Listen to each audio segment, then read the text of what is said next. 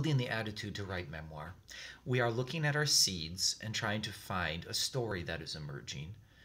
And we want to write a story that has a purpose, that is interesting, that reveals something that evolves, but is small. We don't want to write in a very broad, general way. We want to find the anecdote that captures the reader's attention, that has something to say.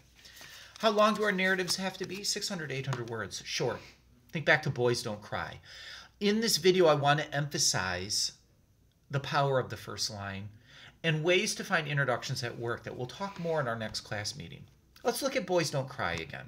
I'm going to read the first sentences. Mr. Horrentine, our 6'6" principal, filled the doorway of our first grade room, which instantly hushed every student. Oh, I want to find out what happens there. I can picture the principal in the doorway of that first grade. Later on in another paragraph, it's a one-sentence paragraph, Josh writes, my first mistake was telling Estola Garcia, my kindergarten and first grade girlfriend, that I never cried. Here's another first line. Communion of the epidermis. Some nights, I would hold up a piece of skin to the light and stare at the ridges and valleys. If I tilted my head, I could have read a history of my life on its irregularities, parchment-thick lumps connected with sections of tissue paper. Here and there, the lumps would roll together in a knotty rope that resembled nothing so much as Madden's scar tissue. It was like a strange sort of braille that I had inadvertently printed out through my pores. Later in the next paragraph, she describes eating the skin. It's the imagery, it's the metaphors that illuminate the beginning of that memoir. Here was another memoir we read, The Old Violin. Sometimes when innocent strangers ask me anything about my childhood, they will find themselves engulfed in a wave of memories from my early years. My past is unusual, but deathly true. Let me read a couple other first lines that we will be looking at later in class. This memoir was called Dead on the Road. My mother eats things she finds dead on the road. We're going to look at that one in our next class period. This one's called Bicyclists. First line. It was one of those accidents of remodeling. Here's a memoir called Porsche. Mom and I live in one of those houses where things accumulate. Here's a memoir that was titled Rosie's. The first line. The other day, Mama made up her mind she wanted to smoke mullet. That's unusual. What the heck is that about?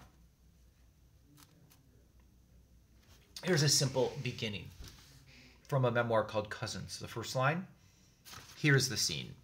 Two sisters are sitting together in a flat-bottom boat on an olive green lake.